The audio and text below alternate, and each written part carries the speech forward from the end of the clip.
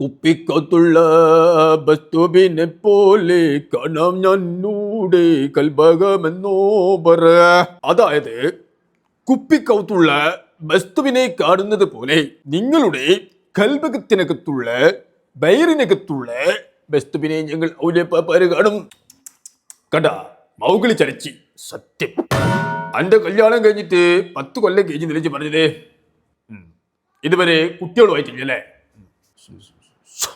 ഹളറത്തുയ മുസീബത്താണി വൽ കുട്ടികളെത്താണി വൽ മലബാരി. അന്റെ കയ്യിന്റെ തണ്ടമരിക്കട വളകടോജിക്കാണി സബാനിയത്തുമൽ കർബത്താണി. ഈ മന്ത്രിച്ചൂതിയ ചരട് കൈമണ്ട് കെട്ടിക്കോളയും 6 മാസം കൊണ്ട് എനിക്ക് കുട്ടികളുണ്ടാവുണ്ടാ വളർന്നു. വെഡിങ് ആനിവേഴ്സറിക്ക് എന്റെ ഹസ്ബൻഡ് 1.5 പവന്റെ വള മേടിച്ചെന്നാണ് ഔലിയാപ്പാപ്പ. അടുത്ത ആനിവേഴ്സറിക്ക് നമുക്ക് 3 പവനാക്കണോ? അല്ല എന്റെ ഊരാ എന്തെങ്കിലും ബാക്കിണ്ടാ? അത് കല്യാണം കഴിഞ്ഞ പാടെ എന്റെ ഹസ്ബൻഡ് ഊരിക്കും. അല്ല ഇത് ചെമ്പും മുക്കൊന്നല്ലല്ലോ.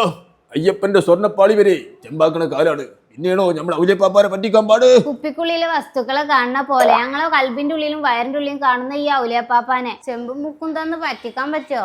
അത് പറ്റൂല. ഇന്നാലൊരു പേടി പണിയുമ്പോ കാണലല്ലേ. 1.5 പവന്റെ വള ഔലിയാപ്പാപ്പ കൊടുത്താൽ എന്താ? 6 മാസം കൊണ്ട് നമുക്ക് കുട്ടികളുണ്ടാവില്ല. അയാളെ ഔലിയാപ്പാപ്പ അങ്ങ് വണ്ടി ഇട്ടോളി കുർത്തകട ഇട്ടണ്ട.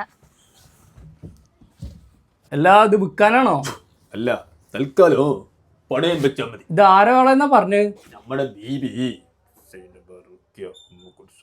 കദ്യൂസുന്റെ വളയാണ് 24 കാരറ്റ്. ക്യാരറ്റല്ല ബീട്രൂട്ടാണ്. ഒരു മിനിറ്റ് എപ്പോ വരാ.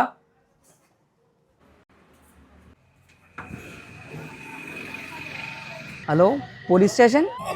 നമ്മളെ ഊരമേതിലുള്ളതാ. എന്റെ ഊരൊക്കെ വെള്ളാക്കി തരാടാ. എടാ മുക്ക് പണ്ടം പണയം വെച്ച കേസിലാണ് പെണ്ണുങ്ങളെ ഔലിയാപ്പാപ്പാനെ പോലീസ് നോക്കിട്ടാ. എടോ നമ്മളീ കഷ്ടപ്പെട്ട് നയിച്ചുണ്ടാക്കണ കണ്ണീ കണ്ട ഔലിയാപ്പന്മാർക്ക് ഊരി കൊടുക്കണ കെട്ടിയോൾമാരുണ്ടെങ്കിൽ നമ്മൾ ഒരു മുഴ മുന്നേ എറിയണ്ടേ? അപ്പൊ അത് മുക്കിന്റെ ആയിരുന്നല്ലേ?